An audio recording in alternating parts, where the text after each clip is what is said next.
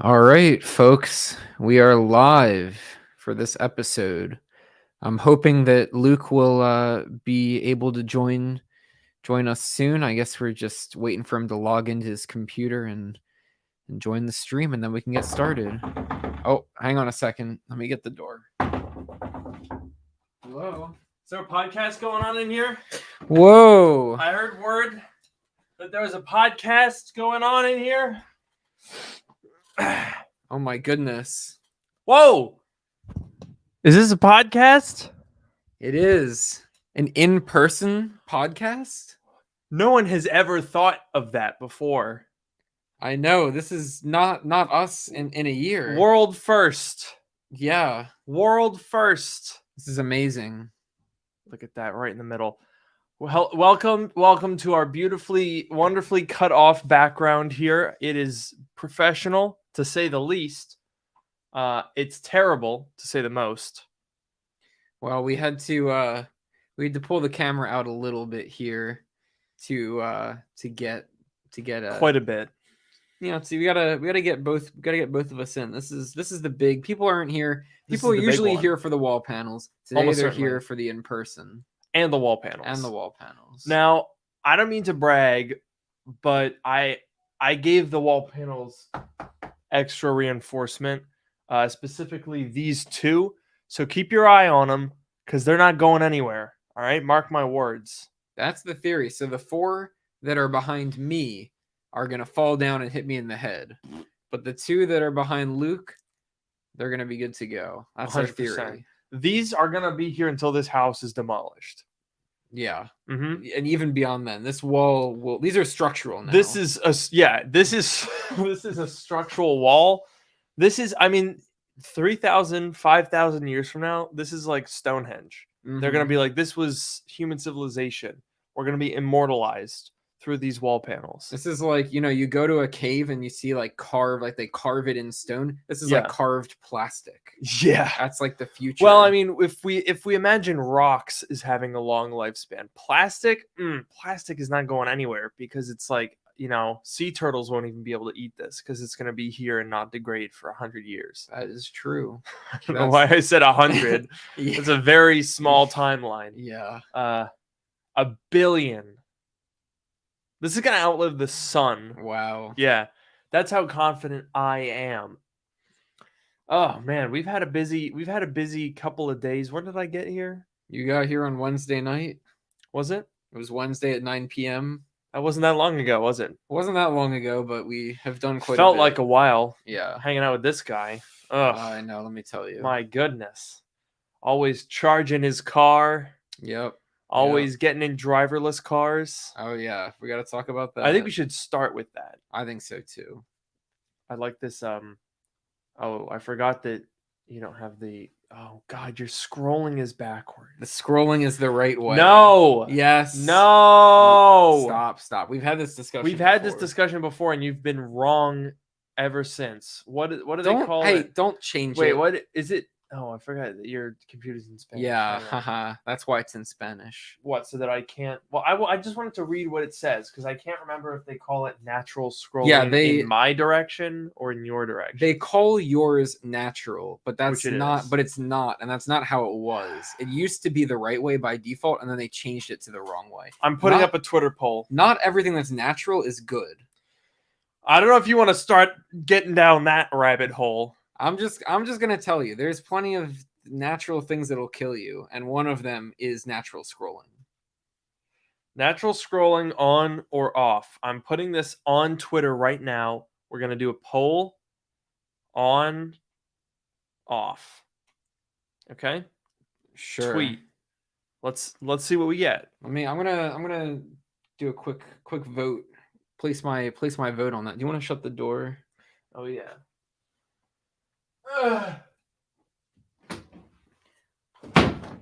Very good. Got it. And then we can double check. Yes, so I have natural scrolling turned off. As it should be. No, it's okay. Here's why it makes sense. Let me get this piece of paper. Okay? That's a paper towel. Same thing. Is it paper? Yes or no? I don't know, actually. I mean, it's called a paper towel. That's your next poll. Is it a paper towel or a piece of paper? Is a paper towel paper? It obviously is. It's in the name. Yeah, but just as natural scrolling is in the name. Because would you write a book on a paper towel? Look here, Buster. And also, yes, I would. So would you write a book? Pranked. Period. No. Yeah. But if I did, it would be on paper. Now look. Okay. This is your piece of paper. Mm-hmm. If you're scrolling with your two fingers, you push up to move this. I agree. So that's natural scrolling. Yeah, when you're touching the thing that's moving, then it's natural. Okay. When the thing that you're inputting to is completely disconnected from the thing that's moving, then it's different. It's a consistent interface. No. If I'm on my phone, if I'm on my laptop, wherever I am, I do this and I go down the page. Why is it that I would get out my phone and do this and then go to my laptop and do this? That's dumb. But you don't even think about it. It's just whatever is the natural. I don't want to say natural because the word natural is ruined. Scrolling. The word's been ruined. But the word just the automatic, just the instinct. You sit down and you're like, I want to scroll down, and you just know what to do. You have the muscle memory. That's what I'm saying. The instinct is this. That's how because look, I'm moving my fingers in the direction that everything is moving. It's as if I am touching it. It's natural. It makes sense. But you're not touching it. When I do this, it's the opposite. I'm moving my fingers up, and everything is everything is moving down. Yeah, but you're moving up the list. The direction is down, but my fingers are up. This is the same direction. Everything just it feels like it's tied to my fingers, and my fingers. It's as if the thing that you're scrolling through is in the trackpad, and right? But you're interfacing with it. But but it's not. But that's because you have no imagination. Because you're like a toad. It's not. But it's why would you want to if I'm trying to just interact with a basic input device, I don't need to imagine things. I just want it to work. It does. That's why it works. No. It makes sense. Why would you need two different things? Because they're two different devices. Yeah, but it's the same principle. It's a consistent interface. My parents, they have to have natural scrolling on, or they get completely turned around. They have no idea what they're looking at. Because you want your because it makes sense. You want your input directions to be consistent. They've been brainwashed. That would be like natural scrolling. Big natural scrolling. Yeah. That would be like you know how on your phone you swipe down to do the spotlight search. Sure. That would be like if on here you had to type in spotlight. I don't know where I'm going with this. I don't know where you're going with it. It would be like if you had something totally different. It's dumb. It's not totally different. It is. It's not totally different. No. I mean, look, it's okay to be wrong. It's okay to be wrong. It's a free country. I agree. You are free to be wrong. You're allowed to disagree. It doesn't make you right, but you're allowed to disagree. Yeah, you're allowed to disagree. Does it make you less of a person? Sure. Does it make you less desirable to others? Yeah, absolutely. Yeah. Does it make you less employable?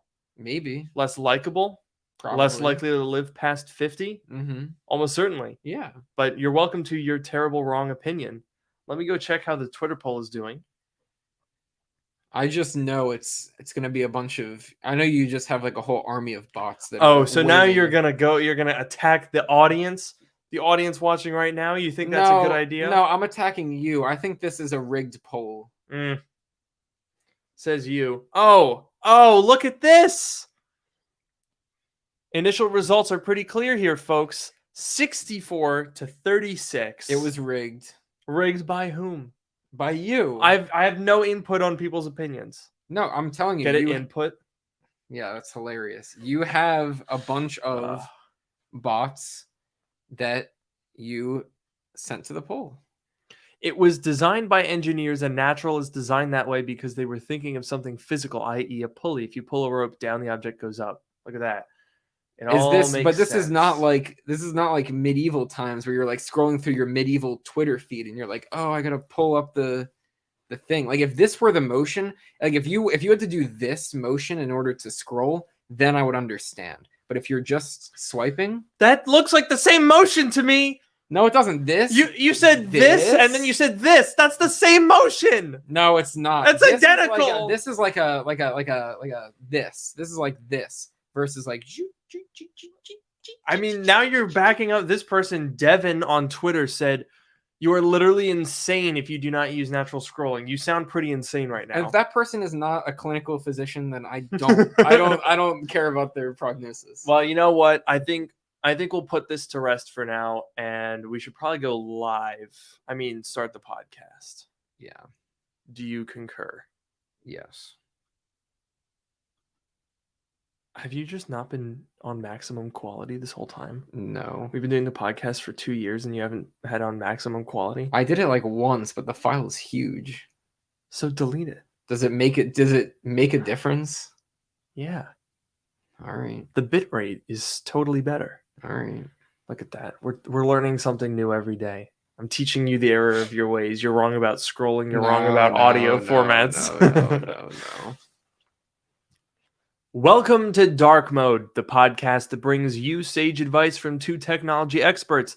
And that's not just what we call ourselves. It's what our moms tell people when the scrolling is natural and correct. No. I'm your host, Luke Miani, and I'm undeniably correct. And I'm your host, Noah Rubin, the actual correct host. I get the last word. Terrible. No, you said the first part of the intro, so I get to say my part. I get to have the last word in this intro. Okay, go for it. And I'm your host, Noah Rubin. On the show, we take questions from listeners or ourselves, attempt to answer them to varying degrees of success, correct in my case, incorrect in Luke's case, and maybe even have a laugh or two along the way. Ha ha ha ha ha. Or a fist fight or two along the way, which is where this is heading. I'm about ready for that.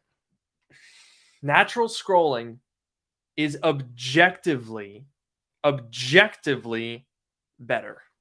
And that's not just my words. That's the words of 2/3 of our Twitter poll within 62 to 38. 221 people have sent it in so far. It's only been 8 minutes and you are already being debunked. I wouldn't call it debunked. I would just say that the mainstream opinion, it just hasn't caught up. It's like an undiscovered, it's like a hidden gem, an undiscovered, the masses aren't always right. Yeah, but sometimes you're dumb. Sometimes I am, but not in this case. In this case especially, I think. I don't think so. I think in all other cases, you know what? I'm going to eat these almonds and go into anaphylactic shock if you don't admit that I'm right. And it's going to be your fault. And I'm going to tell them that you poisoned me and you're going to go to jail for 100 years. You know what? I would rather that happen than me state that natural scrolling is right. I would rather. Actually, I don't know if I can eat these. It says it may contain peanuts. Oh, peanut in the almonds. Yeah. Peanuts in the almonds. I'm allergic to peanuts. Oh. Well, so I can't eat that. Damn. What's this? Why do you just have like random... This looks kind of good. Oh, is this that weird energy bar thing that you were talking about? Yeah. For those of you who aren't aware, Noah just kind of pillages his office for snacks. When he picked me up from the airport on Wednesday night, he pulls up in the Polestar 2. Lovely car, by the way. And he's like, oh, here, I brought you a little like to-go pack of goldfish. And here's 2 Oreos packaged in a little individual wrapper. Oh, and here's some flavored water. And I was like, is this like, am I at a hotel? So that's all he does all day is just go around and pillage different snacks and then not actually eat them. That's one of the perks. One of the perks of going to the office. What, decorative snacking? Yeah. I mean, hey, you ate those Oreos, so they were worth something. I did do that. You're not wrong. Yes, and I think we should clarify for the people who are listening at home who may not realize that we are in fact in the same room right now. How can we prove this to them? What? Oh God. It's so much louder in person. Yeah, it's loud. Wow, it's always like over freaking StreamYard. It's always just like a little like, and I'm like, oh, ha, ha, ha. Yeah, that was a jump scare. Yeah, it is. You know, it didn't fall though. What? My wall Not panel. yet. Oh my god. Oh, it's no. It's look. It wedged itself in the outlet cover. It's not gonna fall. It always. No, does leave that. it there. That's still. Fine. Do we count that? What is the chat thing? Does that count as a fallen wall panel? I mean, the adhesive is not holding it anymore. I feel like it would probably maybe count. partial. Half credit. Half credit. So we call this like 1.5 wall panels within the first 5 minutes. Yeah, I think the way that we could prove that we're together in person is by actually having that fist fight we were talking about. I think so too. Ow. Do you give up yet? No. Do you? No. I guess we'll call it a draw. All right.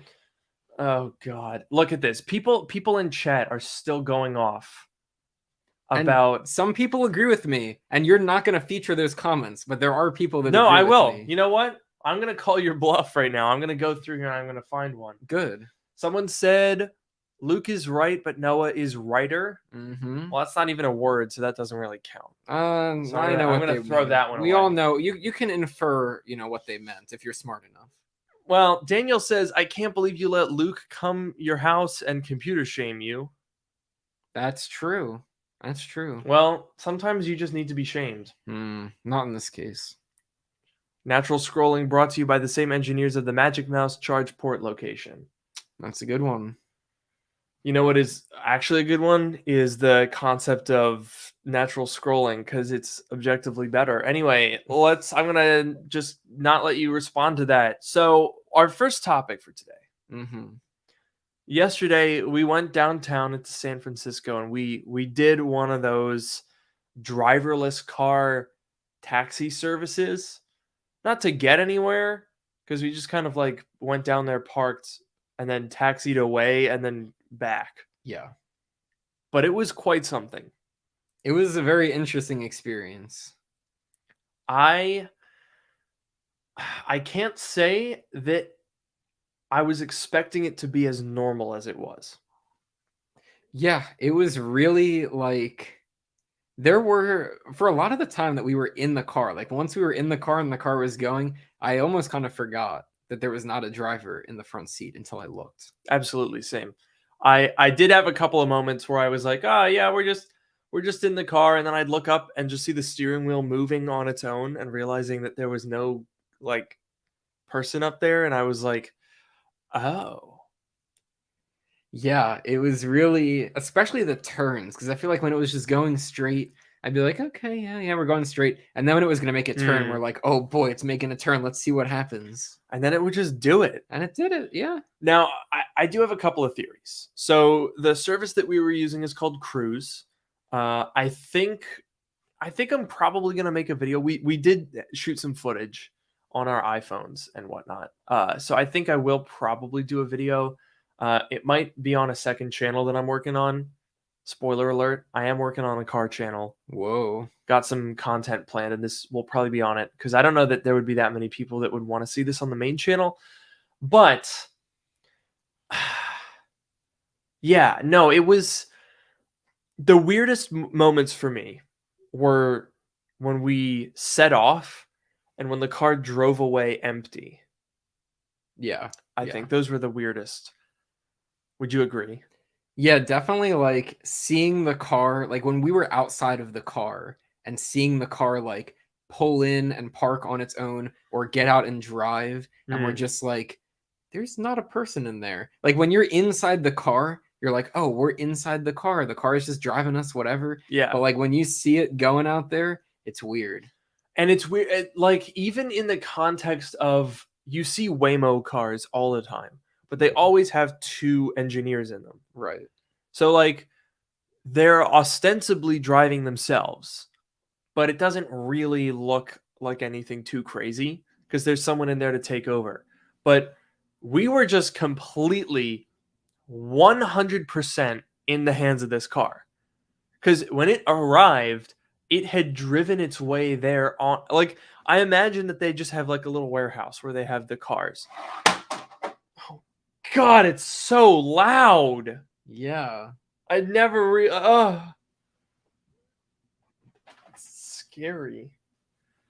I imagine that they just have like a warehouse with the 10 cars in the Cruise arsenal. Yeah. And they just like turn them on and just send them out like when you have pets that you let outside for a while. Yeah. You're like, go have fun, go pick up some people, and then off they go. Yeah, and it has that geo fencing is like the electric fence. Yes. For the pets, and they're like, you can't go outside of that area. Only at night. They go out in the backyard, they play, and then they come back to charge. Exactly. And their name, the name of our car was Lettuce. Yes. So it really is. We're really reinforcing this whole pet car mentality here. Yeah. I think we did start talking to the car like you would a pet at one point. It's a little bit odd.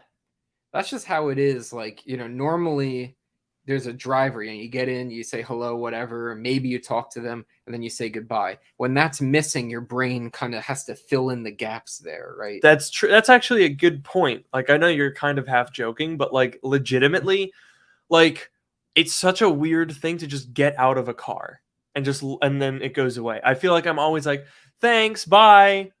Yeah, exactly. If someone's driving the car for you, yes, like, you're in the back seat. Yeah, if it's some sort of like a rideshare or a taxi, like, yeah, you're gonna say hello, tell them where you're going, or maybe you don't tell them for Uber. I don't know. Yeah, but then when you get out, you say thank you, whatever. I have never gotten out of the non-driver seat of a car without saying something. Yeah, and it was weird. I mean, that's still true because we did also, thank and greet the car, even though it couldn't hear us. Although I'm convinced that they were just monitoring video and audio the whole time via those cameras. Yeah, 100%. They definitely could have been. I would love to see like what it's like for them. Like imagine you're sitting in the command center and you see the 10 different screens and you're like listening to the people like in like the command center. You've got like, I imagine they have like lots of monitors and they have like those little tech lines and they go bleep, bleep, bleep, bleep, bleep, those like little sounds that they make in the movies. Yeah. They probably have like a clear holographic desk. Oh yeah. In the middle of the room with like a map, and then they like do gestures in the air and the map like extrudes into 3D. Yeah. And they can like zoom like this and it goes, those little sounds. Yeah. 100% that is what it is. Like mood lighting and dark blue. Yeah, it's like the Hunger Games game maker. Yes. Arena. It's that. Mm-hmm. That's what it is. And they probably have like Hunger Games abilities too. Mm-hmm. They just didn't use them on us, like landmines, for example. Yeah, or like they could just make the car, like they could definitely make the car explode. There's no question about that. 100%. They could make the car crash if they wanted to. 100%. They could make it like swerve around or like, like they could probably just turn the sensors off for a couple seconds. Yeah. Give you a little bit of a scare. Yeah, just like a little spook. Yeah, they're just like ah. They got all kinds of stuff going on. It would actually be interesting. I think they probably should implement like an action movie mode where it like dodges in and out of traffic and sends things off, and like cop cars chase it and then it like leads them off on a ramp and then they tumble and explode. They probably have that capability. I mean, technology is getting pretty in depth these days. But on a more serious note, we should probably talk about the actual car. Look. I'm not gonna lie. I was like, oh, haha, self-driving car all day long. And then we got in it and it really set in. And I was like, oh, this is weird and unnatural and extremely odd. Yeah, it was, I don't know. It was, because like you call the car from their app and it works, I'm assuming pretty similar to the Uber app, right? Mm-hmm. Where you call it, it tells you the price. It says it'll pick you up here, drop you off here, and you call it and it's like, okay, the car is on its way. We're like, all right, we'll look out for the car. And then that whole process was exactly the same as Uber. Yeah. Open it up. Where are you? Where do you want to go? Car will be there in 5 minutes. You could see on the map where it is. It was the exact same price as Uber as well. So it wasn't any more expensive. It was like literally within a penny what Uber was charging. And then it shows up, and then you're like, that's an empty car. There's no one in there. What the hell? Yeah, it shows up. First of all, it's very distinctive with all of the sensors on it that are very. You got the big old LiDAR thing on top. You got the things on the the mirrors, the side mirrors. Yeah, the little LiDAR scanners. They did move around a lot. They're like, woo, and then the thing on the top, the little lighthouse on the top, where it's like, wee, Yeah, just like that. And it spins around. So we did have a couple of hiccups. Yeah, it was overall very good. Yeah, but there were, how would we describe it? I would say 4 hiccups. Sure. So the first hiccup was, we're coming down. There was a green light, and someone ran across the road, and it hit the brakes pretty hard. Mm-hmm. Like I heard tire squeal. Yeah. So that one, and I think we were on FaceTime, and we kind of went like, "What?" Yeah. That one was a little bit, I mean, it was very safe. Like we weren't very close. We were probably 50, 70 feet back. So it was being overly cautious, which is what it should do. The other incident, what was the one after that? There was another. Yeah, because it hit the brakes hard twice in that first ride. Yeah. The second one, I don't know what it saw. I think it was a false detection. Yeah. But like just for a very split second, it went like, and then it kept going. It wasn't as harsh as the first time. Yeah. But it did just kind of like smack on the brakes for a hot second because it thought it saw something. Yeah. Oh, and then I guess the end of the trip was a bit of a miss. The end of the trip was very interesting because we had the destination put in, and I think it didn't even want to go to the exact destination. It took us somewhere that was supposed to be kind of near it. Yeah. It was like a 6-minute walk. Not that it mattered to us because we weren't actually going to the destination. We put some random park in. Yeah, I think it didn't. I don't think it knew how to drive in the park road, so it went to the nearest city road or something. Yeah, but then as the car was approaching, we were getting ready to get out, and it did not stop. And then it just, oh God, I keep hitting this thing. All right, I'll use the other hand. It kept going, and it just started going around the block again. Yeah, so we circled the block twice because it couldn't. I think it was there were parked cars, and it didn't find anywhere that it could pull over. But then it just kind of went into a feedback loop, and it just started circling. Oh my Jesus! Oh my! Do you know which 2 wall panels have not fallen down, Noah? Yeah, the 2 that have fresh adhesive on them. Not just fresh, because you've had fresh adhesive and they still fall. Usually, we have had almost every single episode be 6 out of 6 wall panels falling. Okay, usually when I put fresh adhesive, they last for at least a little bit. But I will say that you have a different adhesive pattern than I do, so that it could be working. I accidentally turned my flash on. I don't know how. Anyway, I think honestly, what you should do. We're totally derailing the car talk, by the way. I think what you should do. This is Noah's adhesive. Mm-hmm. It's sort of a duct tape type of thing, but it's double-sided. I think what you should do is cut really, really long strips. And then cut them vertically and like down the middle so that you can basically get like coverage on all of the ridges. Like you see, they're kind of shining in the camera here. Oh, that's an interesting idea. And just get as much of those covered, because when you put on these little pieces here like this part here is fresh adhesive because it doesn't actually touch the wall. So you're not getting anywhere with that. True. That's my theory. For if you wanted to attempt to solve the panel problem. All right. It's a lot more work though. Yeah. I'm still shaken up by that loud noise. What were we talking about? The car parking at the end of the ride. Oh yeah. How did we get out of that again? We hit the end ride button, and then the car pulled over and called the support people. Yeah, that was interesting because it called the support people and they're like, how can we help you? And we're like, I mean, I didn't know that. I didn't think that we needed to talk to them. I thought it was just going to pull over and then end it. But I'm assuming like since it's still in beta or whatever, they're just gonna it just does that automatically. Yeah. But I will say, we pressed the end ride button and pretty quickly it managed to pull over and it still called the people. And by the time they picked up, which was pretty quick, we had already pulled over. And so we just told them that it was fine. But we did have to manually intervene to get the car to stop. I was very curious to know how long it would have gone for if we hadn't stopped it. I didn't have the patience to test it, but was also curious about that. Yeah. Now, keep in mind, this was at like 1 a.m. because I don't know if people know what Cruise is. I hadn't heard of it until we tried it. Me neither. But they can only run, there's only 10 cars, and they run from 10 p.m. to 5 a.m. in a very, very specific part of downtown San Francisco. So it's very much in beta. But for a beta product, I'd say Lettuce did pretty well. Overall, very cautious. It really took every stop sign literally. Yes, it was that was another thing that I think we should talk about was the stopping. So the car was very cautious. It slowed down at crosswalks, which is a good thing, but it definitely slowed down more than a human driver would have.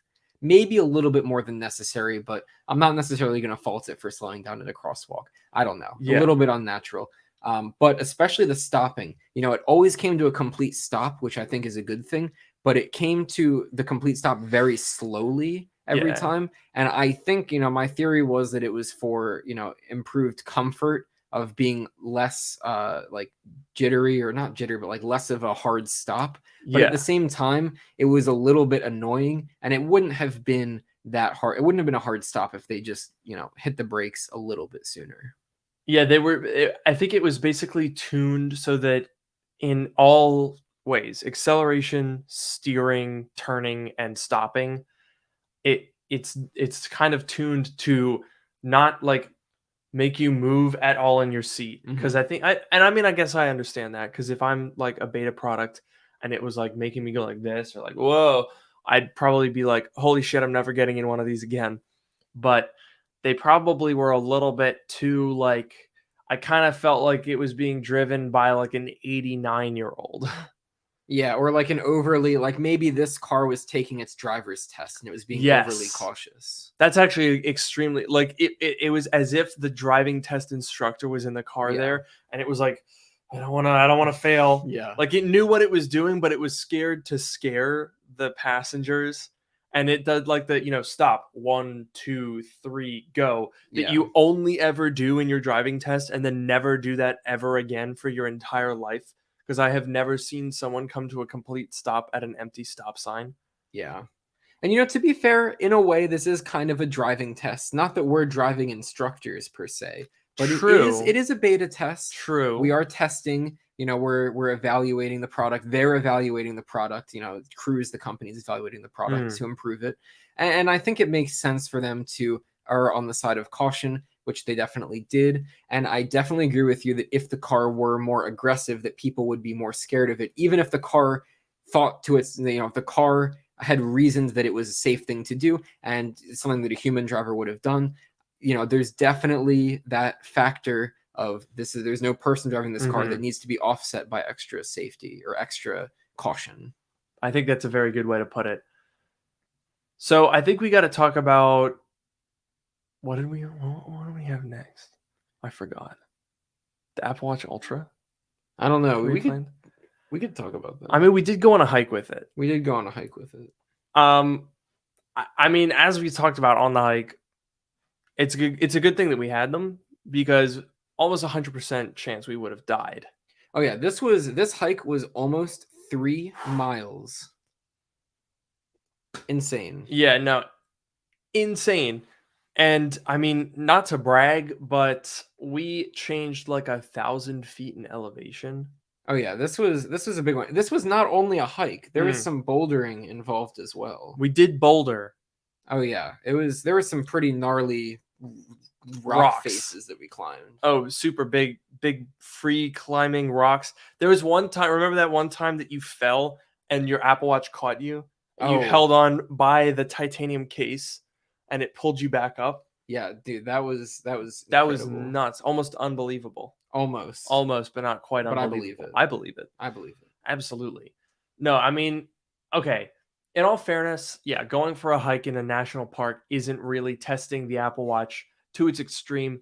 But I will say, for what it's worth, that I had only charged for like 20 minutes that morning, and we left to go on this hike with like 40% battery in my watch, and I didn't worry about it at all. And we got back with like 30% several hours later. I think it's worth mentioning too that you didn't even bring your Apple Watch charger on this trip. Yeah, I didn't. So we've been here since Wednesday at 9 p.m. So is that 4 days now? Yeah. Okay, yeah. So I've been here for 4 days. I have charged 3 times for 20 minutes each time, never to full. It's amazing. It really is. Because it's not even like, I think it's not even about being able to go 2 full days on a charge. It's about like, oh, I'm getting low, pop it on the charger for 20 minutes while you're like taking a shower, which is what I was doing, and then just leaving. I'm right now I'm at 59%. At I think it was like noon is when I charged it up to like 65. Yeah. And it's been 5 hours and I've gone down like 6%. Yeah. Like it kind of feels like a gas car. Mm-hmm. Like you're at a third, 2/3 battery or tank, and you're not like, oh, I should make sure that I'm full before I start my day. You're like, oh, that's fine. I can do today on 2/3 battery easily. It's really just one step closer to not being so conscious about your Apple Watch battery. And I feel like the 18-hour battery life, it always got me through a day. I very rarely had an instance, even when my Series 5 was 3 years old and the battery was degrading quite a bit. Mm-hmm. I never had an instance where I woke up with a full charge and went to bed within a reasonable time frame with it being dead. That never happened to me. But I always did need to charge it that night. Yeah. Every single, like if I wake up at a normal hour, the Series 5 needs to get charged when I go to bed. But with the Ultra, if I'm like traveling and I don't have time to charge it, or if I'm, didn't bring a charger here, pop it on the charger for 20 minutes, like it's just one less thing that you're always thinking about. Whenever I've traveled with the Series 5, I almost always have a dead watch on my wrist at some point. Mm-hmm. Yeah, I think the Series 5 only died on me like one time that I can remember. But there have been plenty of times, because I always have to, first of all, I wear the watch to sleep as well as during the day, so I don't leave it plugged in overnight.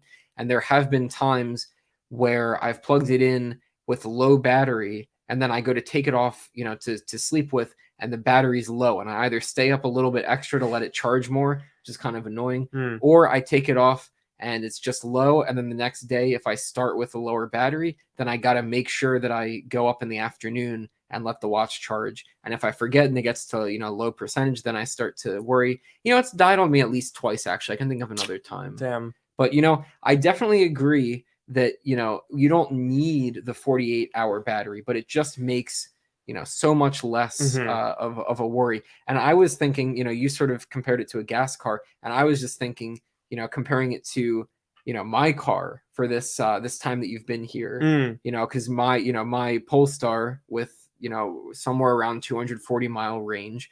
And we have been in situations where we've had to go charge it. Like yesterday, we had to go charge it before we went on this hike. And then we're going to have to go charge the car tonight so that I can get Luke to the airport tomorrow. Yeah. And, those are the things where if you had more range, or I guess if you had a gas car, you wouldn't have to worry as much. That's a good segue.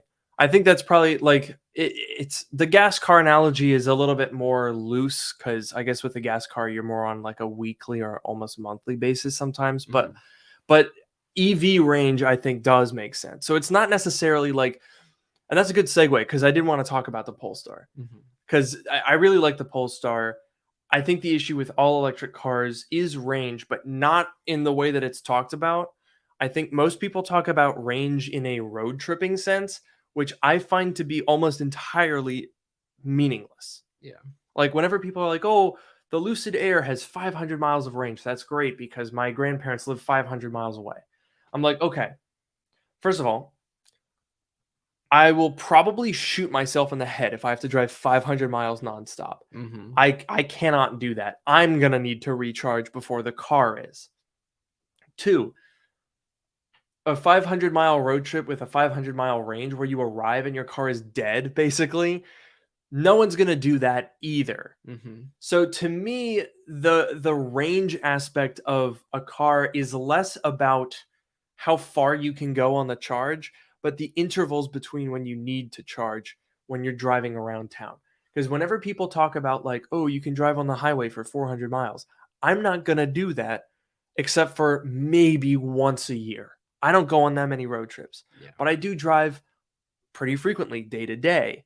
And if you can say, okay, rather than charging it every 2 days, I can charge it every 3 days, or I can just trickle charge at home and not even have to go to a fast charger along the way for my daily operations. That's kind of the Apple Watch Ultra. The Apple Watch Ultra is the Lucid Air, I would submit to you. Wow, the Lucid Air of smartwatches. It is. It is. Because a lot of people don't really need all of the features of the Lucid. It's $150,000 car. Mm-hmm. But having all of those features and specifically that battery longevity is so nice. Oh, dude, a 500-mile EV. Like, just imagine all of the benefits of an EV, but reducing the amount that you're worrying about. Oh, let me charge this before work tomorrow. Or, oh, let me make sure that before I go drop off Luke at the airport, I got to charge up because we drove yesterday. And, like, if you remove those considerations, it just makes the experience so much more enjoyable. And the Apple Watch Ultra is like that for an Apple Watch. Yeah, it definitely is. And I do agree with you. I think, for me personally, I'd say on the average day, I don't drive at all. Like most days, or at least a couple days a week, I don't drive at all because I don't drive to work. I bike to work. If I go other places, I'll often bike or walk. But I do drive, if I drive to a friend's house or drive, to the grocery store or whatever. Mm-hmm.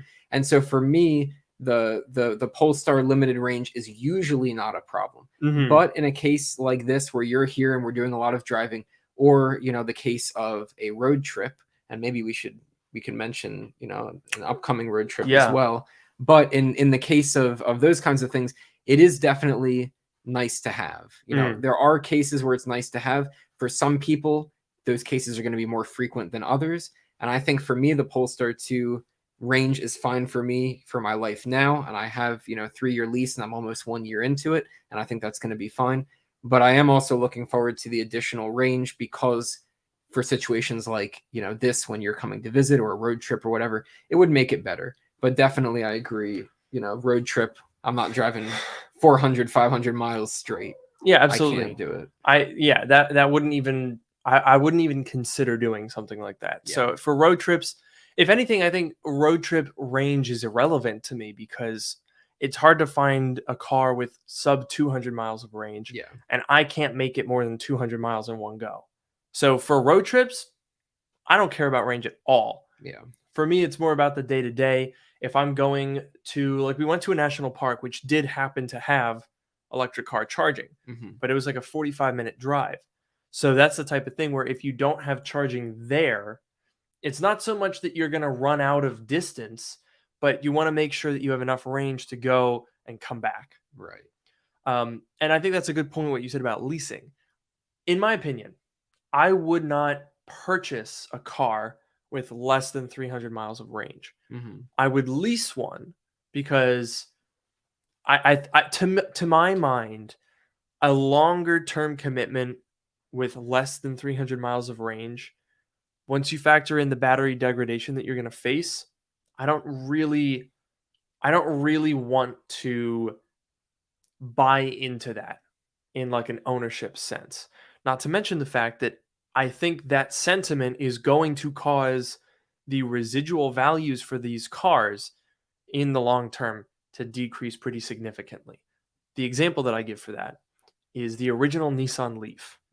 The original Nissan Leaf, I don't remember how much it cost when new, but it wasn't cheap. I think it was somewhere in like the 30s, so inflation adjusted, probably mid 40s. Okay. I'll look that up now, but you can get the original Nissan Leaf for dirt cheap. Dirt cheap. You can get them for like less than $8,000, and that's like in like those premium dealers like Carvana and CarMax with like low miles, 70,000 miles on a 10-year-old car. These things depreciated like a sack of bricks falling down a spiral staircase. So that when new, 32,780 inflation calculator. Now, obviously, yeah, it's an 11-year-old car. It's going to depreciate. I wouldn't necessarily say that that's terribly more than a gas car at 32,700. So it's $43,000 in 2011, and now it's like $5,000. That's a lot of depreciation. Yeah. So electric cars might end up being a little bit more like your cell phone. They're going to lose a lot of their value. And I think that's going to catch up with Tesla. That's an interesting point because, a lot of people say, oh, Tesla's the best. They have the best residual values. I don't think that's going to last. As soon as we get a next generation of batteries and EVs where 300 plus is the norm, that is going to absolutely demolish the resale value of these EVs. So that's why I would not want to buy one. I don't want that depreciation to be my problem. Mm-hmm. But 300 plus, that's where the sweet spot is. Yeah. I definitely think that's interesting because like there's that class of EVs that are like the super short distance, like the 100-mile sort of EVs, right? BMW i3, right? Chevy Bolt, whatever that Mazda one is, MX-100 or the MX-50, whatever it's called, I don't know. But that one sucks. Yeah, that is a compliance car. They only sell it in California because California requires them all to have an EV, so they like slapped it together, and like 5 people bought them. It's terrible.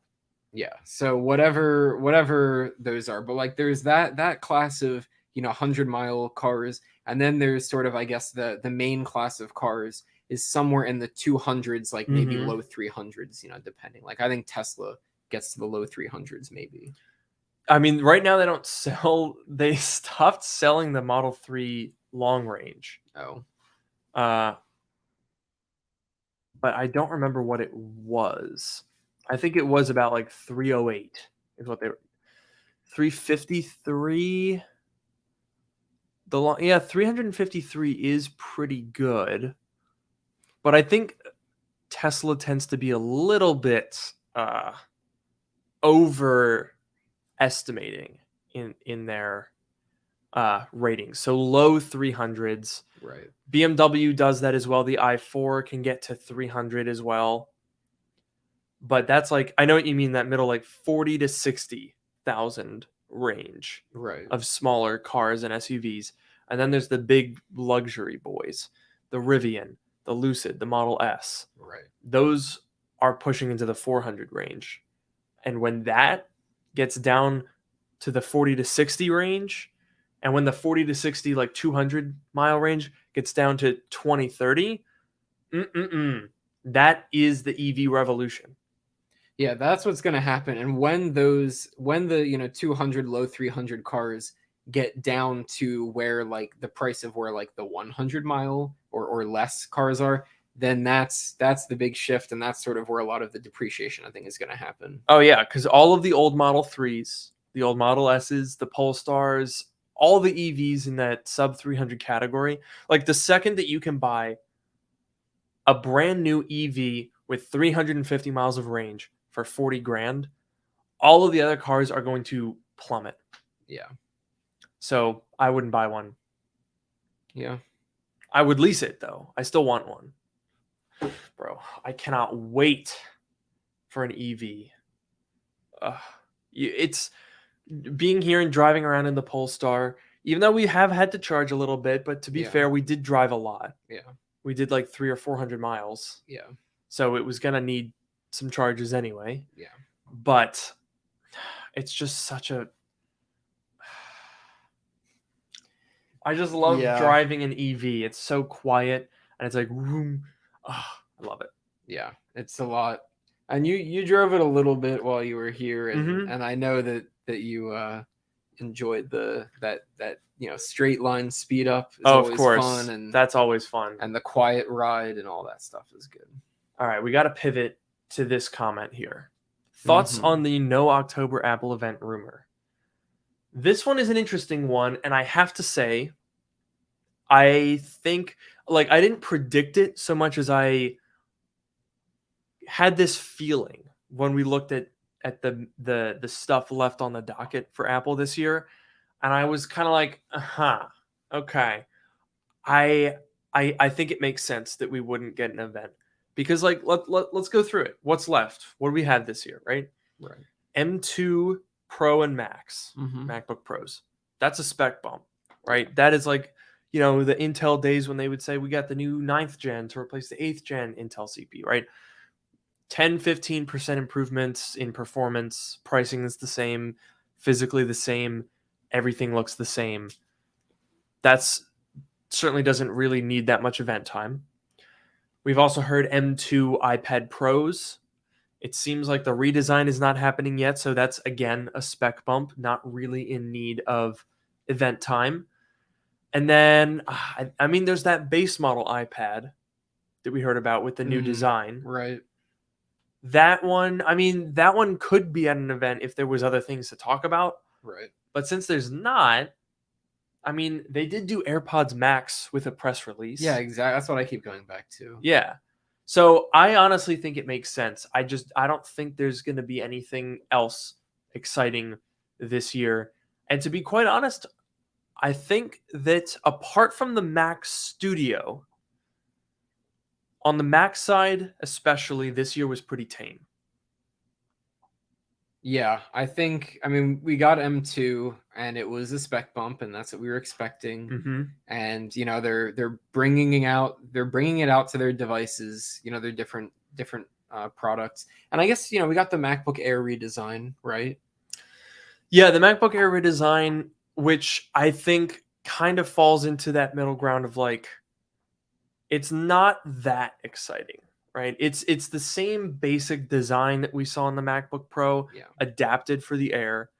It's a bit of a safe play. They didn't do anything super risky.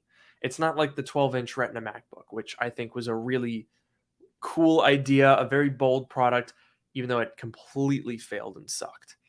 So I guess Apple, they didn't want to take any risks with the MacBook Air. That's the big bucks. So you're not gonna play with fire if you don't have to. Yeah, I mean, to be fair, it's a great computer, right? Oh, yeah. It's a great machine. It's a very easy one to recommend, and it has a lot of the great stuff that the MacBook Pro has, and the MacBook Pro redesign is great, and everyone loves it. So it makes a lot of sense. Yeah. But I agree. When the MacBook Pro design got announced, that was very exciting. When it came to the Air, it was like, oh, that's good. I'm glad that the Air has that now. It really needed an upgrade, but it's not like, wow, this is some totally new thing because it's, the MacBook Pro design with, I guess, rounded corners. Yeah, basically. Slightly thicker bezels, but it's not that exciting compared to the MacBook Pros last year. The MacBook Pros, the M1 Pro, the new 14 and 16 inch were just absolute blockbusters. That is just the most exciting stuff that you're going to get from Apple on the Mac, probably until the Mac Pro. And unfortunately, I guess the sad side effect of that is the MacBook Pro is probably not going to be that exciting again for at least half a decade. Yeah. Because they stick with these designs for 4, 5, or 6 years at this point. I don't think that it's going to be that exciting for a while. We'll have chip stuff to talk about, but I don't expect that much else. But the MacBook Air is just sort of quietly good. It doesn't shake things up that much, but it's just kind of solid. I do wish it was about $100 or $200 less expensive. Yeah. Because the problem is, once you start to put any amount of money into upgrading an M2 MacBook Air, you should just stop what you're doing and buy a 14-inch MacBook Pro. Because you can get them for like $1,600 now. Yeah. Like $1,599 for the M1 Pro MacBook Pro 14-inch. For the display alone, I would take that deal. Not even factoring the performance and the ports and the battery and like everything.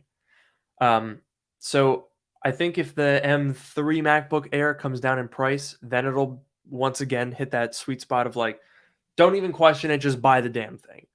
But at $1,200 and with the SSD thing, it's a little bit like, it's fine, it's good, but it's not like that instant recommendation that the M1 was. But yeah, I mean, I guess in terms of October, come on, Tim, we need something here. I guess what we're really saving up for are two big like 2023 things. Is Mac Pro and VR. Yeah. That's what we're really getting at. Yeah. Are you excited? I am excited. I mean, the Mac Pro is not a product that I would ever buy personally, but it is always cool to see, what the big, what Apple's biggest and best thing is going to be. And I feel like the Mac Pro usually is interesting for better or for worse. You can look at the trash can. Wasn't a very good computer, but it was very interesting. It had a very distinct design. You pop off the top and you can see all of the different components. It was pretty cool. The cheese grater design is classic, and we got the new cheese grater design as well, and all of that stuff. So I think the Mac Pro will be very interesting, and the VR is really the big one because that's going to be a new product line for Apple, probably a new major product line for Apple. And I guess what was the last one? The Apple Watch? Is that the last major product line? Yeah. No, you're right. Yeah, because it would have been, I guess, the reinvention of the Mac with the iMac in 1998, and then it was the iPod, right? And then probably you could argue that the Intel transition and like the newer generation of Mac in the mid 2000s, obviously the iPhone, then the iPad, then the Apple Watch, and then Apple Silicon. Yeah. So the next step, certainly AR, VR. Yeah. And just a couple days ago, Tim Cook, very thinly veiled, said, this is a quote from his Q&A session at a university in Barcelona? Naples, Italy. Not even close. Don't worry about that. He said, I'm super excited about augmented reality.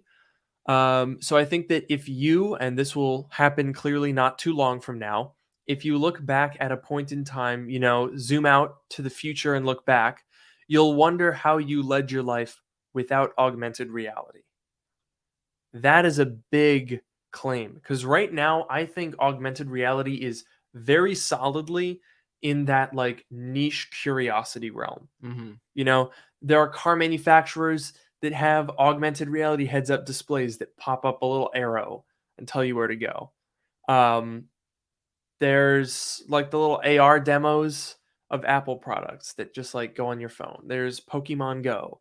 Like it's a niche, it's a novelty. Yeah. So Tim Cook saying in the not too distant future, it will be so integral that you won't be able to imagine how you survived without it. Like how did you survive without a phone in your pocket? How did you survive without easy mapping navigation? Does he really think that what Apple can do is going to be that revolutionary? Yeah, and in that quote, he specifically compared it to the internet. He was like, you'll imagine, how could you live without VR or without AR, like how people used to live without the internet, and now we have the internet. That's huge. That's massive. It's the internet, bro. That's the internet. We're literally the internet right now. We're in it. We're inter the net. Whoa. Cue the like Matrix green lines of binary code.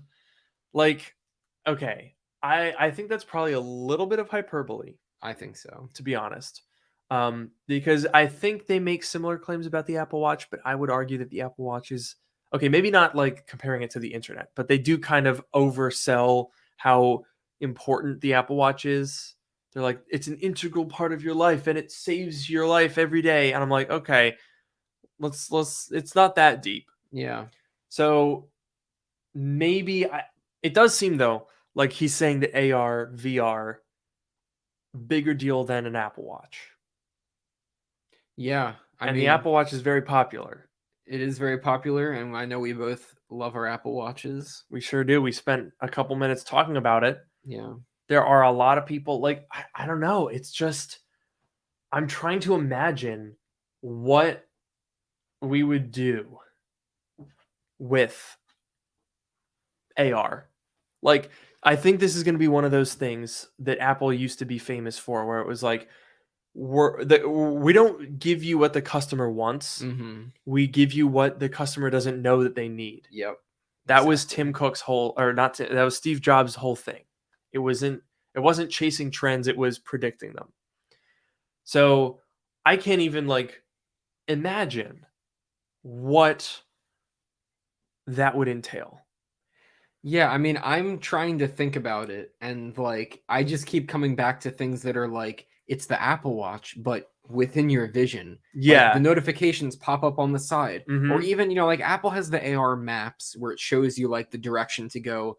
You hold your phone up and it shows you in the camera like go this way or whatever. Something like that could be cool. Or like whatever, but I'm thinking of things that are very much like, existing like Apple Watch, iPhone things, but they're just in front of you instead of having to pull out another device. And I think that if Apple is making claims like this, they have other ideas that are beyond that I can't think of right now. Yeah, no, I agree. It's like how can you do something with that is that revolutionary? So mind-blowing that we can't even imagine it.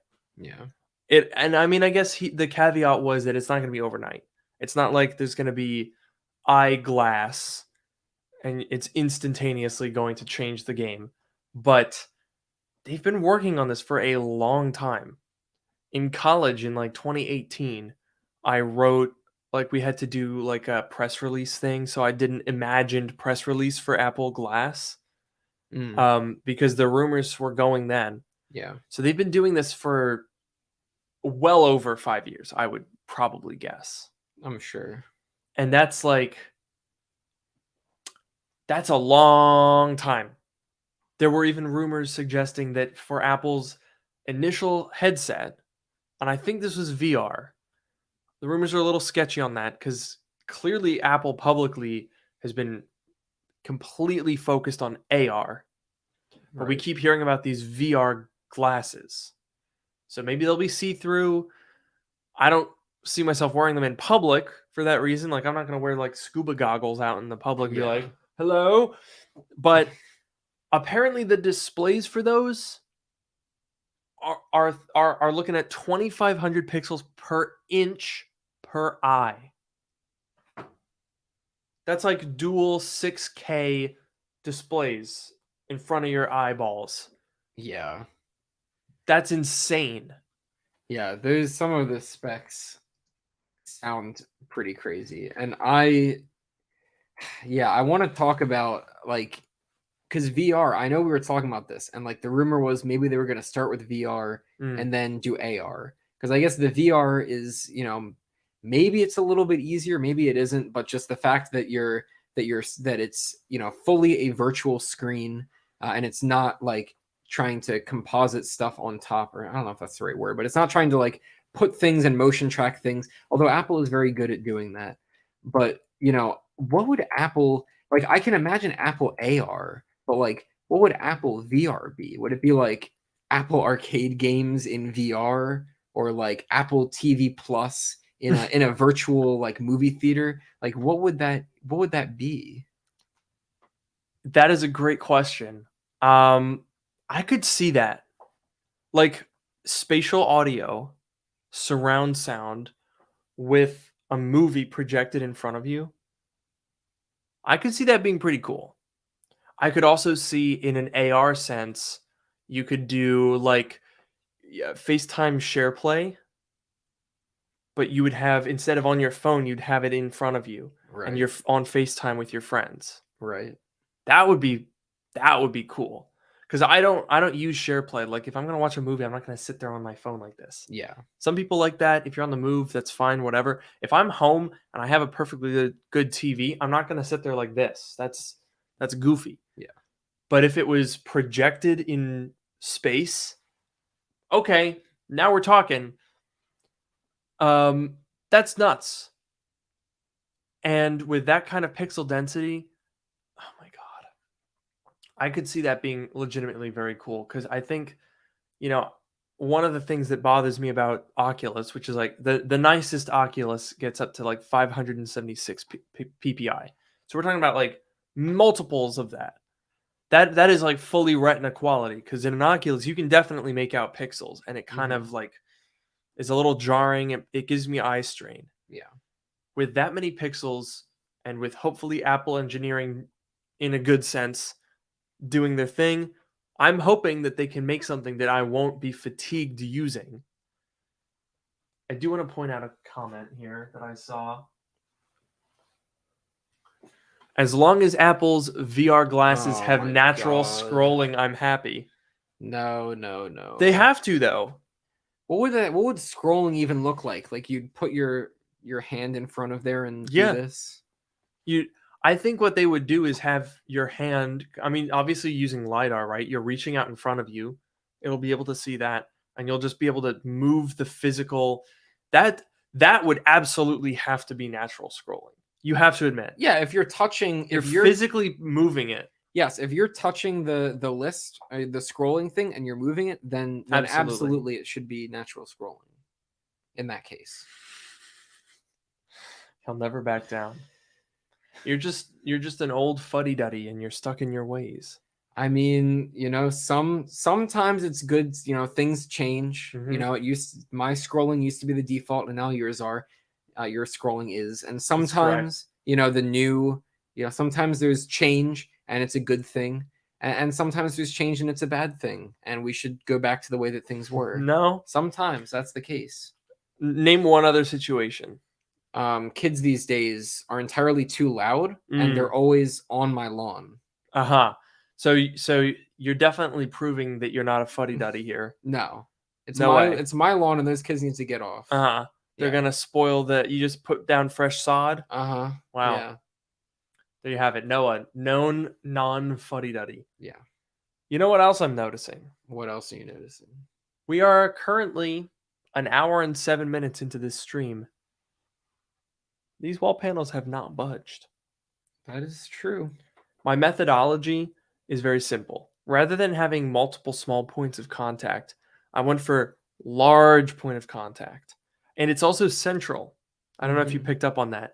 So Noah's typical arrangement, as we can see here, is many small dots, one in each corner, and then we got 3 across the middle. I went for like a big strip here and like a big strip here. Mm-hmm. So they're in different orientations, which is crucial for shearing force because that's what we're dealing with here, right? This isn't detaching, this is shearing. Mm-hmm. So long vertical strips should, in theory, have less potential to just pop off like that. That was the science that I employed for my wall panels. And in fact, we're gonna update you guys next week on how long these actually stay up. We're gonna leave these on until they fall. Sure.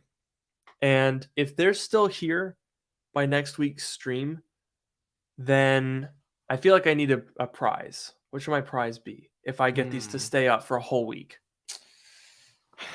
What have you always wanted? $100,000. Okay, I can't do that. How about this? If those wall panels stay up for a week, okay, then I will switch to natural scrolling. Oh, yes. And I will give it a fair shot before I inevitably switch back. You have to do a full week. Fine, I'll do it I will do it. If those stay up for however long those stay up for, I will switch to natural scrolling for that amount of time, at least. If they stay up for a week, I will use natural scrolling for a week, and maybe I'll stick with it. I won't, but maybe I will. Wow, at least you're open.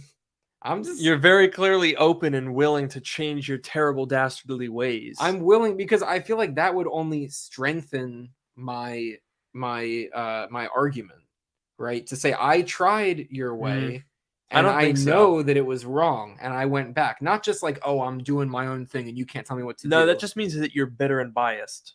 No, I don't think so. I do. You know what else I think? What else do you think? I think it's time to wrap up this podcast episode. I think so too. I have been your host, Luke Miani. And I've been your host, Noah Rubin. We will see you next week, but we will not be in person. That is true and unfortunate. Yes. Thank you guys for joining us. Have a good night.